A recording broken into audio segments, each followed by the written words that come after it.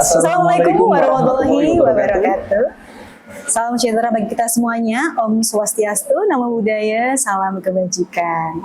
Kembali lagi bersama kami di Movaros Podcast episode 15 yang kali ini kita berkesempatan langsung main ke showroom dari Gogo Mobilindo di daerah Jalan Kaliurang, Yogyakarta. Dan tentunya saya tidak sendiri, ditemani rekan saya, Mas Robi. Benar sekali Mbak Fitri, hari ini kita langsung ditemui oleh pemilik dari showroom Gogo Mobilindo. Berikut kita sambut Pak Andi. Apa kabar Pak Andi? Baik Pak Robi, kabarnya. Hari ini ditemani Mbak Ina ya? Di tengah kesibukan Pak Andi yang padat, kita masih berkesempatan untuk mengunjungi beliau dan mengganggu waktunya dalam rangka podcast bersama Movaros Podcast KPP Pratama Sleman. Mungkin dari Pak Andi bisa berbagi kisah inspiratif tentang dunia penjualan mobil bekas kepada rekan-rekan pengusaha lainnya. Gitu, Pak? Ya, kalau saya sebagai pengusaha mobil bekas udah pasti ada suka dan dukanya Pak Robi. Di satu sisi pada saat perekonomian di negara kita ini baik, itu customer atau masyarakat kan akan cenderung untuk membeli kendaraan ataupun mengupdate kendaraan mereka yang lama kan. Artinya bagi kami pengusaha mobil bekas, kita seneng nih, jualan mobil itu rame posisinya. Tapi pada saat perekonomian kita lagi nggak bagus, contoh seperti kemarin COVID, itu sesuatu yang mungkin semua pelaku usaha itu tiarap ya. Termasuk saya juga bisa dikatakan kita mau dagang itu sulit sekali. Karena semua orang kan di rumah nih, nggak ada yang berani keluar rumah. Otomatis mobilisasi mereka juga nggak ada, ya mereka nggak butuh kendaraan untuk wirawiri kemana-mana. Dampaknya sangat terasa ya? Ya betul, jadi akhirnya kita boleh dikatakan nggak dagang itu. Hampir 1 tahun itu kita tiarap lah istilahnya, seperti itu. Boro-boro ya Pak ya, mau beli betul. mobil. Yang penting urusan makan tercukupi dulu waktu COVID. Ya, kebanyakan customer seperti itu posisinya saat itu. Kalau boleh tahu nih Pak Andi memulai usaha Gogo Mobilindo itu dari tahun berapa Pak? Saya dulu itu awalnya setelah lulus kuliah itu saya kerja dulu Mbak Fitri di perusahaan swasta cukup lama juga, mungkin kira-kira 9-10 tahun. Istilahnya kan kita ngumpulkan modal dulu ya. Nah kemudian di 2009 itu saya memberanikan diri untuk membuka showroom Gogo ini. Jadi saya mulai dari 2009, sekarang 2024 berarti kira-kira sudah 15 tahun lah kurang lebihnya ya. Lumayan 15 tahun ini. Waktu yang lama itu Pak. Ya lumayan. Tentunya dari 2009 itu mengawali usaha Gogo Mobilindo ini ada kesulitan nggak sih Pak mengenai pemenuhan kewajiban perpajakan Pak Andi selaku pelaku usaha jual beli mobil bekas ini Pak? Kalau dari sisi saya mungkin saya bisa cerita begini. Dulu waktu saya menjadi karyawan itu kan perpajakan yang saya tahu hanya satu. Saya terima gaji, kemudian saya dipotong gaji untuk bayar pajak penghasilan atas gaji yang saya terima. Tapi saat itu cara saya membayar pajak pun kan banyak dibantu oleh tempat saya bekerja. Jadi perusahaan itu mereka sudah memotong gaji karyawannya, kemudian mereka membantu kita karyawan untuk melaporkan perpajakannya. Nah, begitu saya masuk ke dunia dagang atau jual beli mobil bekas, saat itu saya hanya banyak sharing dengan teman-teman sesama pemain mobil untuk apa sih pajak yang kita harus bayar pada saat kita ini jual beli mobil. Nah saat itu saya tahunya hanya sebatas saya dagang, saya ada untung, saya bayar pajak penghasilan saya, itu saja. Terlepas itu betul atau salah, saat itu saya hanya merasa bahwa oh saya udah bayar pajak, jadi ya sudah jalan begitu aja sih Mbak Fitri. Iya, betul. Dan selama 15 tahun itu pastinya ada suka dan duganya Pak mengalami menjalani usaha itu. Boleh sharing nggak Pak suka dukanya selama 15 tahun itu menjalani usaha Gogo Mobilindo? Ya suka duka pastinya ada ya. Semua pelaku usaha itu pasti ada. Balik lagi seperti tadi di awal saya udah cerita bahwa kami pelaku usaha untuk jual beli mobil bekas ini sangat-sangat terpengaruh dengan kondisi perekonomian di Indonesia. Jadi pada saat perekonomian itu baik, masyarakat akan cenderung untuk berani konsumtif, kan begitu. Nah, salah satu konsumtif yang cukup besar di negara kita ini kan adalah mereka beli kendaraan ataupun mereka upgrade kendaraan yang lama. Nah, beda cerita pada saat kondisi perekonomian lagi nggak baik, terutama kemarin seperti saat COVID, itu kan perekonomian sangat-sangat jelek dan akhirnya hampir masyarakat itu tidak beli mobil sama sekali. Dan kita semua pedagang mobil bekas itu tiarap sih posisinya dan itu sangat nggak enak buat kita. Ya, pastinya Pak. Iya. Mungkin nggak cuma mobil bekas saja yang kena imbasnya, Pak. Hampir semuanya. Hampir semuanya. Memang itu luar biasa sekali, Pak. Kemudian ini, Pak, ada pengalaman Pak Andi yang pernah katanya diperiksa, Pak ya? Ya, betul. Diperiksa kantor pajak itu ceritanya seperti apa, Pak? Jadi di tahun 2021, setahun setelah pandemi itu, saya terima surat Pak Robi. Setelah saya buka, surat itu kan kalau saya nggak salah ingat SP2DK ya. Jadi dari kantor pajak itu meminta data dan minta klarifikasi tentang usaha jual beli saya. Nah, akhirnya saya coba datang ke kantor pajak untuk mengklarifikasi dan juga mencocokkan data. Ternyata data yang saya miliki saat itu dengan data yang dimiliki oleh kantor pajak itu nggak cocok. Nah, karena ada ketidakcocokan data itu, akhirnya kan terus berjalanlah proses pemeriksaan nih terhadap usaha saya. Nah, dari hasil pemeriksaan itu muncul surat SPHP yang mana secara angka saat itu SKP yang keluar itu cukup mengejutkan juga untuk saya karena cukup besar kan posisinya. Nah, akhirnya kan saya coba mencari tahu bahwa dari sisi pengusaha pajak itu, pengusaha itu punya apa ya istilahnya, kita punya hak juga untuk boleh mengajukan keberatan terhadap SKP yang kita terima kan. Nah, walaupun terlepas saat itu proses keberatan saya ini berjalan, kemudian karena SKPU sudah keluar kan ada masa atau jangka waktu untuk saya itu harus bayar posisinya. Cuman karena saat itu lagi kondisi COVID, lagi pandemi, kita dagang juga lagi susah, otomatis saat itu saya belum bisa untuk membayar SKP yang ada nih. Nah, akhirnya dari kantor pajak itu kan muncul surat teguran posisinya. Nah, setelah saya terima surat teguran, ternyata memang saya tetap masih belum bisa membayar kewajiban saya. Nah, saya mencoba untuk membuka komunikasi dengan pihak kantor pajak nih, ya supaya pikir saya kan saya tahu bahwa masalahnya ini apa gitu. Nah, tapi memang setelah surat teguran itu saya tidak bisa penuhi, ada surat paksa ya keluar dari kantor pajak gitu. Nah, setelah surat paksa itu muncul, saya tetap belum bisa menyelesaikan kewajiban saya. Akhirnya yang terakhir itu ada muncul surat ini sita Mbak Fitri. Iya, yang kemudian saat itu daripada saya merasa khawatir nanti usaha saya gimana, nah saya mencoba lagi untuk membuka komunikasi nih dengan bagian penagihan dan di situ saya bisa dapat satu solusi yang menurut saya cukup mengenakan sih buat saya. Jadi di satu sisi saya bisa tetap menjalankan usaha saya, tetapi saya juga diberikan solusi untuk bisa mencicil apa yang jadi kewajiban saya.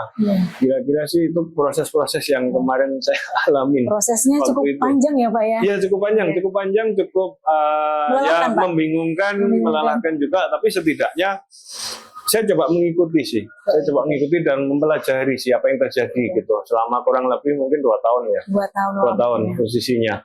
Jadi seperti yang sudah dijelaskan oleh Pak Andi tadi, sharing pengalaman dulu pernah diberi SP2DK, diperiksa ya Pak ya, betul. Sampai yang terakhir adalah surat sita ya Pak. Surat sita, betul. Yang paling membuat shock nggak Pak? Iya. Itu.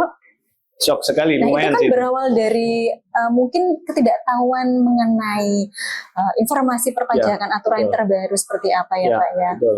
Mungkin dari Mas Robi selaku penyuluh pajak nih, boleh sharing nggak aturan terbaru apa sih yang harus diketahui dari segi pelaku usaha jual beli mobil bekas ini Mas, biar tercerahkan untuk kewajiban perpajakannya. Iya Mbak Fitri, jadi kalau untuk usaha jual beli mobil second ini Pak Andi ya, ini memang ada ketentuan khusus Mbak Fitri yang mengatur tentang pemungutan PPN-nya di situ. Yang sebelumnya dulu diatur dengan Peraturan Menteri Keuangan Nomor 79 Tahun 2010 itu diubah atau diupdate dengan Peraturan Menteri Keuangan nomor 65 tahun 2022. Sebetulnya begini, ketika Pak Andi selaku pengusaha jual beli mobil bekas, beliau menjual mobil kepada konsumen. Di situ sebetulnya diharuskan untuk memungut PPN-nya. Tapi ada tapinya. Di situ Pak Andi harus jadi PKP. Nah, PKP ini ketika Pak Andi sudah omsetnya ini sudah memenuhi ketentuan. Nah, ketentuannya di atas 4,8 miliar dalam 1 tahun. Kebetulan Pak Andi ini dulu ketika sudah di atas 4,8 miliar, Pak Andi kelewat, belum memungut PPN-nya. Jadi dari situ pemeriksaan masuk, kemudian Pak Andi dapat surat-surat tadi itu, Mbak. Gitu ceritanya, betul. Jadi begitu, Mbak. Oke, jadi gitu ya. Sebenarnya yang bisa digarisbawahi kalau misalkan dari segi pelaku usaha itu proaktif mau belajar, mempelajari aturan perpajakan, mungkin nggak akan sampai seperti ini ya, Mas Robi ya? Iya, betul. Cuma mungkin kadang Pak Andi ini dari sisi pengusaha ya, dari wajib pajak itu mungkin bingung juga. Kita harus tanya kemana gitu. Nah, ya itu jadi ini sih Pak Robi, jadi salah satu problem kami ya pengusaha ya. Kadang-kadang kami berusaha untuk ngikutin atau mungkin cari tahu nih aturan perpajakan untuk usaha kami ini apa. Nah dulu saya tahunya bahwa di jual beli mobil bekas itu ada aturan yang diterbitkan tahun 2010 kan. Nah cuman setelah itu apakah ada update atau tidak, ada perubahan atau tidak, kami kadang juga kesulitan untuk istilahnya bisa ngikutin nih perkembangannya ini apa. Nah mungkin saya justru ada pertanyaan juga, kalau kami sebagai pelaku usaha ingin mengupdate atau ingin tahu tentang peraturan-peraturan terbaru, itu caranya bagaimana Pak Robi? Iya. Kalau saat ini Pak ya, di era digitalis yang sangat pesat sekarang ini Pak ya, kita dari Direktorat Jenderal Pajak itu sudah menyediakan saluran-saluran yang bisa diakses kapanpun dimanapun. Nah, salah satu contohnya kita punya saluran live chat misalnya, atau kita ada telepon. Kemudian kalau kita secara tatap muka, kita ada layanan helpdesk Pak di tiap kantor pajak itu dari masing-masing kantor pajak itu. Bisa konsul langsung sama Mas Robi ya? Bisa juga Ya, dengan Pak Robi. ya. Jadi seperti itu Pak. Mungkin tinggal proaktifnya dari pihak wajib pajak itu nanti seperti apa, kita siap memfasilitasi. Atau mungkin dari pihak Bapak ini ada asosiasinya, mengumpulkan para pengusaha penjualan mobil bekas ini, terus menyediakan waktu untuk mengundang kita Pak dari kantor pajak. Itu bisa juga ya Pak Robi ya. Bisa, Pak. Ya karena kadang-kadang kita pelaku usaha itu kan ada yang merasa dengar pajak aja udah takut kan istilahnya. Jadi kita mau tanya ke siapa juga bingung gitu kondisinya. Iya. Mungkin kalau misalkan dari asosiasi pelaku usaha jual beli mobil bekas itu meminta ini ya Mas ya, permohonan penyuluhan dari KPP Sleman atau kantor pajak terkait kayak gitu, malah lebih enak gitu Pak, kita ngasih aturan terupdate-nya. Jadi nggak cuma Pak Andi aja yang dapat update informasi terbaru perpajakan, tapi rekan-rekan yang lain pun juga supaya lebih jelas ya Mbak Fitri. Lebih jelas, dan tentunya kewajiban perpajakannya kan pasti akan terpenuhi dan rapi. Bukan begitu ya Mas Robi ya? Betul sekali Mbak Fitri. Ini ngomong-ngomong nih, di showroom ini kan tadi banyak banget ya kita lihat unit-unit mobil yang ada di sini. Tadi saya keliling-keliling sempat ada yang warna merah tuh Mbak. Warna merah. Iya, itu kalau saya bilang Mbak Fit, kalau saya bilang Ferrari, Mbak Fit kepikiran apa? Kalau dengar Ferrari ya Mas ya, supercar, dan pastinya keren sih. Jadi gitu, kalau kita balik lagi, kalau misalnya kita tanya Pak Andi, awal-awal ini Pak, sebelum sampai di titik ini Pak ya, artinya sekarang kan sudah pengalaman. Ketika saya tanya Pak, pajak itu apa? Bapak kira-kira yang ada di benak Bapak itu apa Pak? Kalau saya sekarang nih misalnya ditanya pajak itu apa, mungkin saya bisa menjawabnya begini. Dulu sebelum saya diperiksa, Pak Robi, pada saat saya dengar kata pajak itu ya bisa aja saya mengartikan pajak itu ribet. Kemudian yang kedua, pajak itu menakutkan, itu iya. Kemudian pajak itu istilahnya bakal membuat pengusaha ini keluar uangnya banyak, itu istilahnya, itu iya juga. Tetapi setelah saya menjalani proses pemeriksaan dan di momen itu saya berusaha untuk sedikit mau belajar ya istilahnya. Pajak itu bagaimana, unsurnya apa, kemudian hal-hal apa yang kami pengusaha itu harus bayar, harus siapkan. Ternyata memang setelah saya jalani, pajak ini tidak sebegitu ribetnya, kemudian juga tidak sebegitu menakutkannya kan gitu. Dan juga pada saat kita bisa membuat tax planning secara benar, pajak itu juga tidak serta-merta membuat pengusaha itu harus keluar uangnya banyak. Itu menurut saya, karena apa? Tadi kan Pak Robi menjelaskan soal PPN nih. Nah, PPN itu bagi orang yang nggak ngerti aturannya, itu kan bisa aja mereka salah persepsi Pak Robi. Jadi seolah-olah yang harus bayar ini pengusahanya. Padahal PPN ini kan hanya pengusaha ini wajib mungut ya istilahnya. Yang bayar tetap dari calon pembelinya begitu, atau customernya yang beli nih istilahnya begitu. Ya kira-kira itu sih yang saya bisa sampaikan Pak Robi. Jadi kesannya sudah banyak berbeda Pak. Ya. Jadi gitu Mbak Fitri, ada perubahan. Ada perubahannya. Nah itu positif tentunya ya Mas ya, setelah mengenal pajak ya. Iya. Nah kalau itu kan tadi dari segi pelaku usaha dari Pak Andi. Nah kalau dari Bu Ina sendiri selaku staf admin yang mengurusi perpajakan nih, gimana Bu Ina? Ya Mbak, kalau di benak saya ya, kalau pajak itu cukup ribet sih Mbak, cukup ribet ya. Soalnya kan perpajakan itu banyak aturan yang berubah, undang-undang yang berubah. Nah, dan kita sebagai karyawan itu harus update tentang pengetahuan itu gitu. Apalagi kan kemarin tahun 2021 Pak Andi kena periksa tuh, jadi kita harus belajar lagi supaya tidak terjadi kesalahan yang sama gitu Mbak. Jadi kita harus menyiapkan data yang nanti untuk dilaporkan, untuk hitung itu supaya tidak terjadi risiko lagi.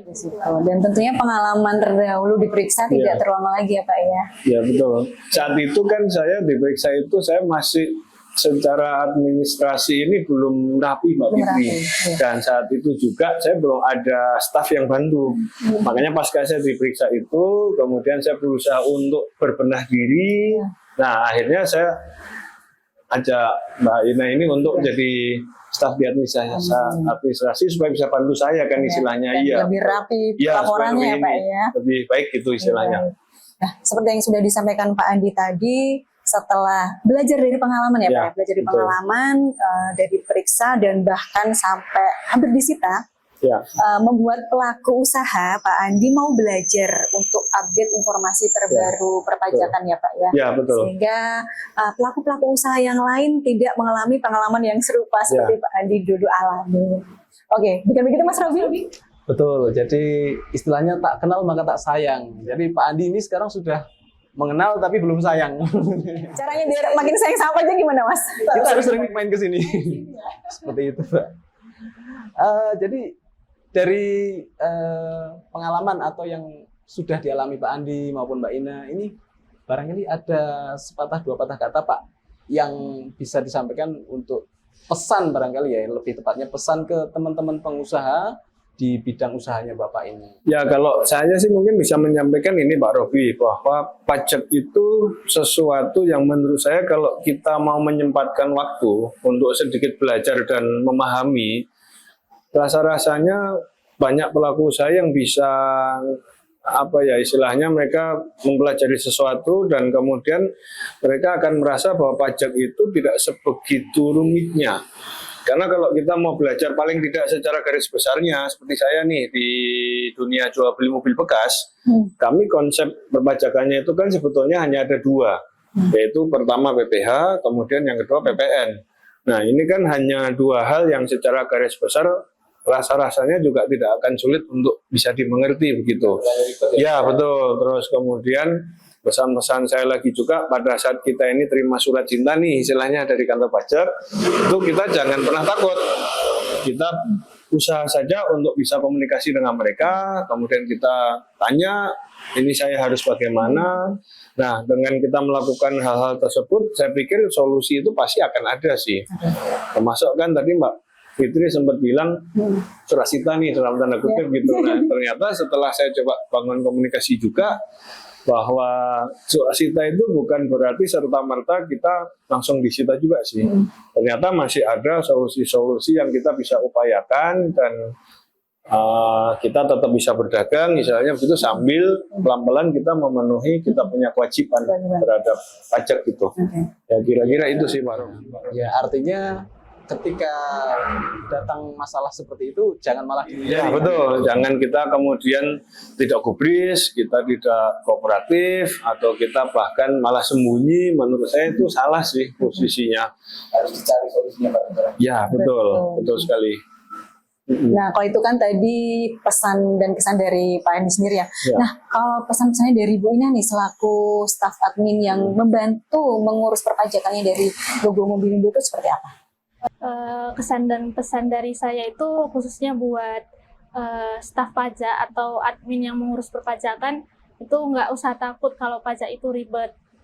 Soalnya kan seperti yang Mbak bilang tadi, informasi mengenai perpajakan itu kan sudah banyak ya Mbak ya, disediakan dari online atau bisa langsung datang ke kantor gitu ya Mbak ya. Jadi nggak usah takut, mari kita sama-sama memperbaiki pengetahuan kita aja gitu. Oke, jadi bisa digarisbawahi tadi yang sudah disampaikan dari Pak Andi, pesannya sebagai pelaku usaha harus mau belajar update perpajakan ya Pak ya. Ya betul. Terus kemudian kalau misalkan nanti ada permasalahan perpajakan harus mau menjalin komunikasi. Ya, itu yang terpenting sih kalau buat saya. Agar mencapai solusi yang terbaik ya Pak ya. Ya betul. Tentunya. Oke, terima kasih Pak Andi atas sharing sessionnya pada siang hari ini, sudah berbagi dulu pengalamannya dengan kantor pajak ya Pak ya, agar tercerahkan bagi pelaku-pelaku usaha serupa maupun yang lain agar tidak mengalami pengalaman yang sama dengan Pak Andi, agar lebih rapi pelaporan perpajakannya. Bukan seperti itu Mas Robi? Tentunya ya. Dan khususnya kita semua sebagai warga negara Indonesia bisa memenuhi kewajiban perpajakan. Dan apalagi jangan sampai malas ya Pak ya, harus proaktif update peraturan yang terbaru, karena yang pertama nanti akan dibantu oleh AR atau helpdesk di KPP, kemudian bisa live chat maupun nanti bisa minta bantuan penyuluhan dari kantor pajak terdekat. Oke, terima kasih Pak Andi dan Bu Ina atas sharingnya pada siang hari ini. Semoga menginspirasi kita semuanya. Semoga usahanya makin sukses dan lancar ya Pak Andi ya. Ya, terima kasih. Oke, Mas Robi, kita mohon izin undur diri dulu. Sampai berjumpa di Mofaros Podcast selanjutnya. Saya Fitri dan saya Robi. Salam sukses dan sampai jumpa. Pajak kuat, APBN sehat, Indonesia sejahtera.